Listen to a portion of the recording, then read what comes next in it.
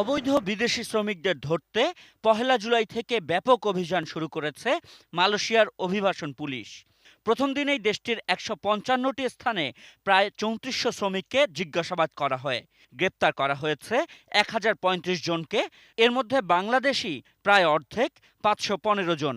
কি সহযোগিতা করা যায় ওদেরকে কিভাবে আমরা ফিরিয়ে আনতে পারি কিংবা রিহায়ারিং প্রসেসের মধ্যে নিয়ে যেতে পারি সেইভাবে তো আমাদের উদ্যোগ থাকবেই।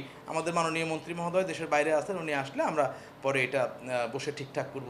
মালয়েশিয়ার অভিবাসন মন্ত্রণালয় বলছে দেশটিতে কয়েক লাখ অবৈধ অভিবাসী রয়েছে। অবৈধ শ্রমিক কমিয়ে আনতে ই কার্ড দেওয়া শুরু করেছিল মালয়েশিয়ার অভিবাসন বিভাগ।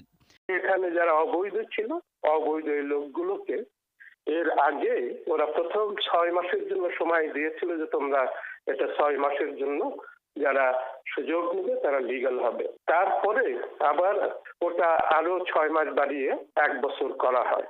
এর ভিতর আর একটি ছোট্ট এলিমেন্ট যোগ করে দিয়েছে যেটি খুবই পজিটিভ, সেটি হচ্ছে ই কার্ড। এই কার্ডটা হচ্ছে যে সমস্ত বাংলাদেশি ভাইরা যে কোনো ভাবেই মালয়েশিয়াতে ঢুকে যাক না কেন, তারা তাদের মালিককে নিয়ে যে কোনো জায়গায় চলে গেলে কোনো প্রকার ডকুমেন্টের দরকার নাই, জাস্ট তার নাম এবং দেশের নাম দিলেই তারা সেখানে তাদের এই ই কার্ড পেয়ে যাবে।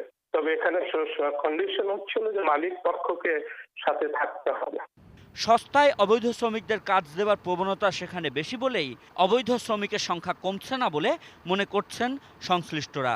ইল্লিগাল কর্মীদের একটা বাজার আছে, ওদের ওখানে ডিমান্ডও আছে এবং সাপ্লাই সাইডও আছে।